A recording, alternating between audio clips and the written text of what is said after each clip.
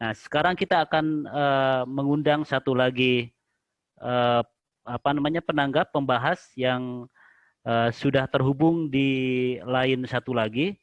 Ini sepertinya ada di Banjar ini. Halo Pak Denny Kamaludin Yusuf, sudah bisa tersambung? Standby, siap. Siap. Kita akan mendengarkan penanggap dari Pak Denny Kamaludin Yusuf yang sekarang ada di studio 6 di Banjar ya, Pak Denny ya? Baik, Ya, kami persilakan. baik. Bismillahirrahmanirrahim. Assalamualaikum warahmatullahi wabarakatuh. Alhamdulillahilladzi hadzana li hadza wa ma kunna linahtadiya laula an hadanallah. Asyhadu an la ilaha illallah wa asyhadu anna Muhammadan abduhu wa rasuluhu amma ba'du. Puji syukur ya kita panjatkan kehadirat Allah Subhanahu wa taala ya. Kita semua masih bisa berkumpul ini yang terhormat Kang Asep Iqbal PhD yang saya hormati sebagai Direktur Pusat Studi, moderator Pak Dr. Dedi Sari, Pak Dr. Setia Mulyawan, Dr. Kiai Haji Sofyan Hakim, Bapak Wadek 2, Wadek 1 FISIP, dan teman-teman audiens sekalian yang berkenan hadir dalam kesempatan hari ini. Terima kasih telah memberi kesempatan kepada saya untuk urun rembuk sedikit menanggapi atau memberi kontribusi ya dalam diskusi pagi ini. Memang cukup menarik kalau bicara tentang 3 tema besar sebenarnya yang diangkat dalam kesempatan hari ini. Izinkan saya untuk men-share sedikit. Oh, disable ya sayangnya ya. Saya tadinya mau share screen. Bisa nggak oleh admin di share? Ini hanya satu slide. Boleh bisa dikirim ke WhatsApp saya. Bentar.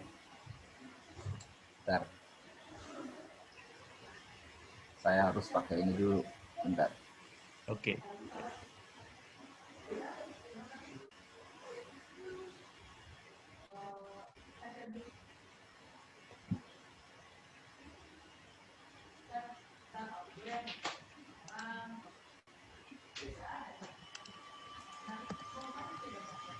Bentar, masih loading. Oke.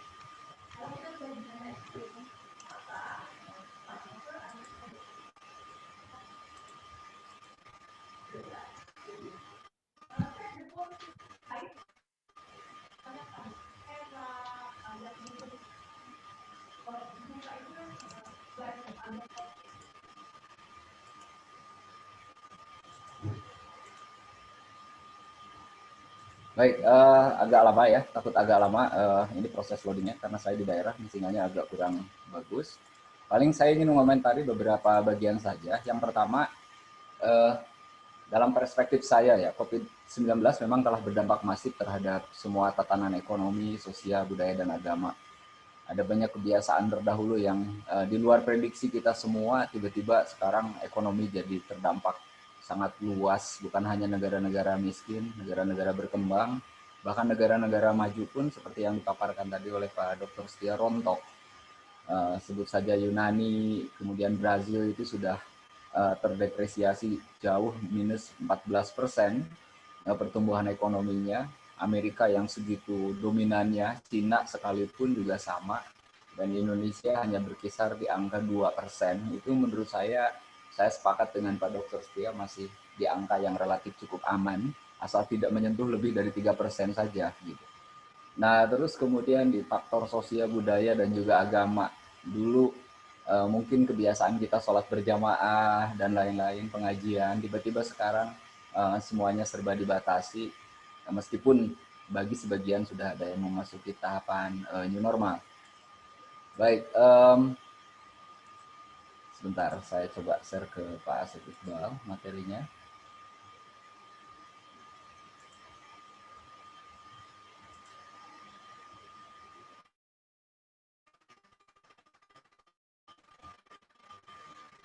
Agar bisa dibaca oleh audien.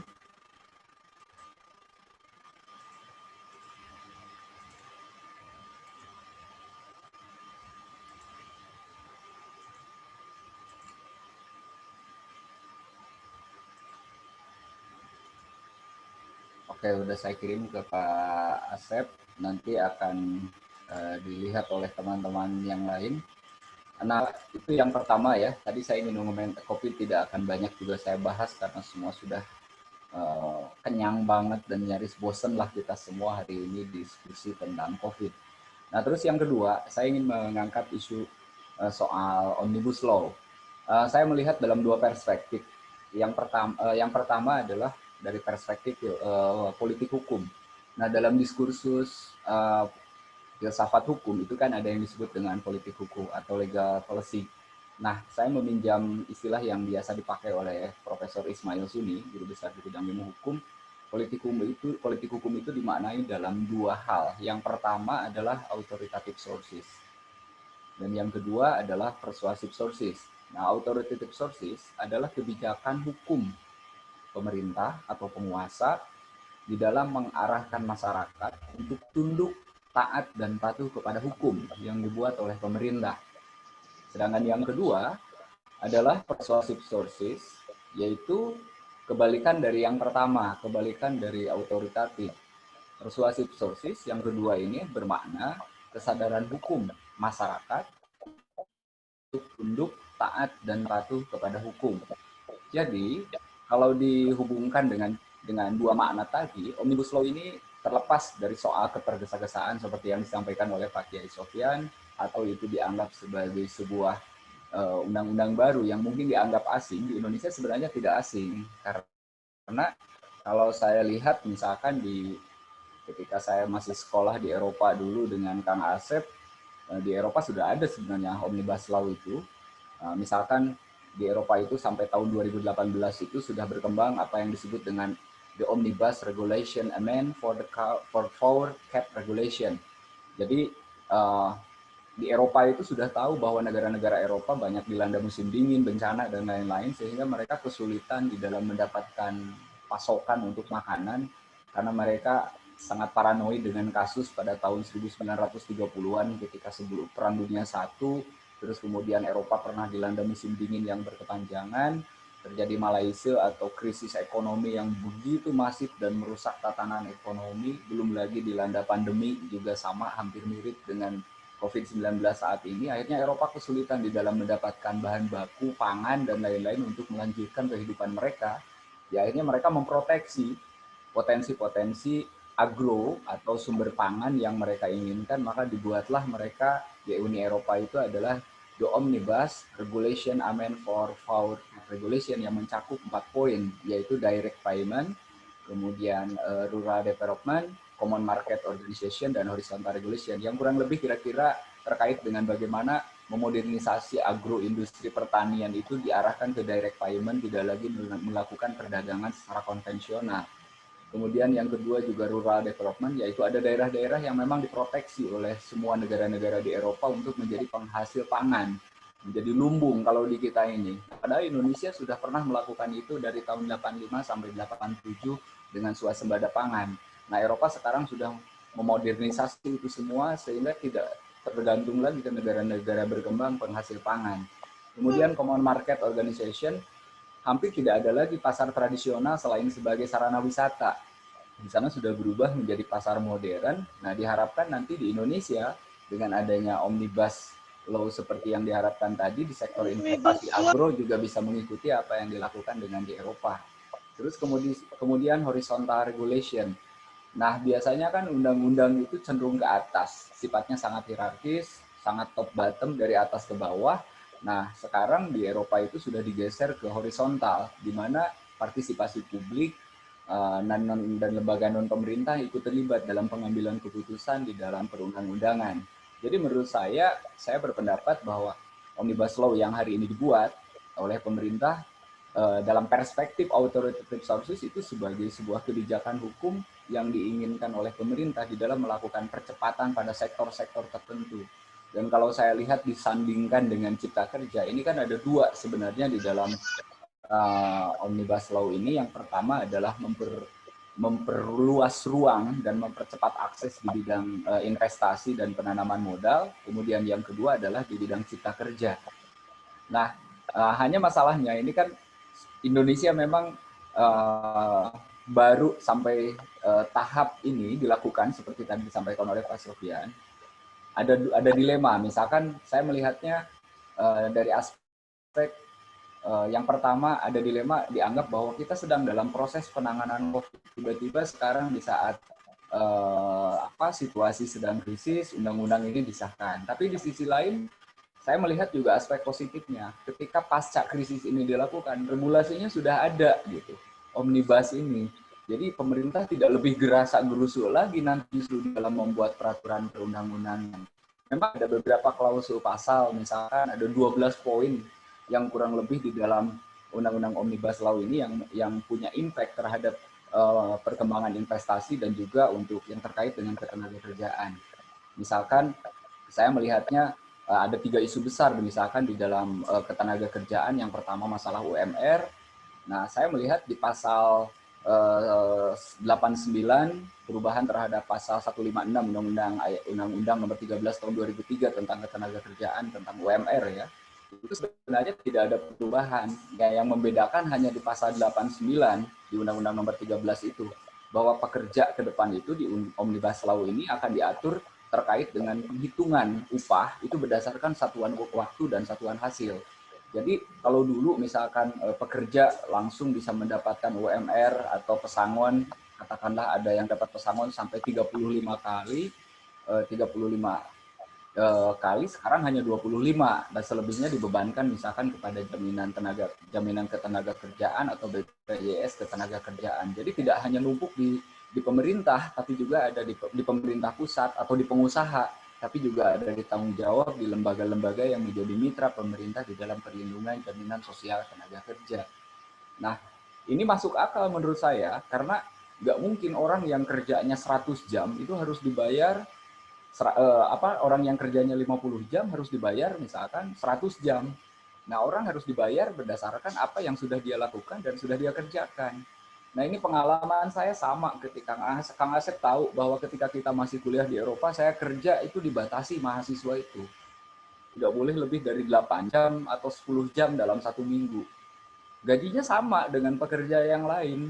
Misalkan ada pekerja part-time yang lain yang digaji katakanlah 5-8 dolar, atau dulu di Eropa itu dengan euro 5-10 euro per jam, dan itu kita dibatasi nggak boleh lebih dari 2 jam sampai 5 jam. Itu pun harus di saat kita nggak ada kuliah, nggak ada kegiatan belajar, kita dibolehkan kerja sambilan di luar. Nah, selebihnya itu kita nggak dibolehkan. Perusahaan atau katakanlah warung atau toko, saya kerja di restoran saat itu, waktu di Eropa tahun 2002 sampai 2003 itu, kalau misalkan ada yang mempekerjakan saya, rumah makan, itu ketahuan melebihi dari jam kerja itu bukan hanya disanksi, malah bisa ditutup izin operasionalnya. Jadi perlindungan terhadap tenaga kerja sangat jelas. Nah, di kita, di Indonesia, boro-boro ada perlindungan tenaga kerja untuk pelajar. Untuk industri massal saja, perlindungan tenaga kerjanya tidak ada.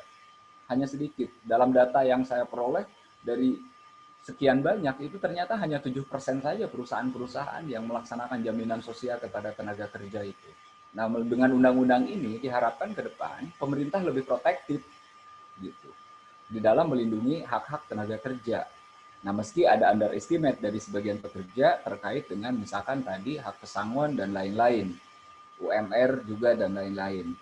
Nah, yang kesulitan mungkin dalam kultur hukum di Indonesia adalah persuasive sources, kesadaran hukum. Nah, kesadaran hukum kita terhadap undang-undang yang ada yang baru sekarang saja kan tidak dilaksanakan sepenuhnya. Saya sepakat di underline dari pernyataan Pak Sofyan tadi, bahwa kunci pokok penegakan hukum di Indonesia kan sebenarnya adalah di korupsinya. Jadi, kalau meminjam Friedman itu ada 3, ada penegakan hukum itu akan berjalan bagus kalau misalkan strukturnya bagus, artinya lembaga-lembaga penyelenggara hukumnya itu bertindak adil, kemudian yang kedua sistem peraturan perundang-undangannya juga bagus, dan yang ketiga adalah kulturnya, budaya. Nah, di kita ini kan berjalan sendiri-sendiri. Yang ketemu arsiran dari 3 poin tadi, dari struktur, substansi, dengan kultur, itu hanya sedikit.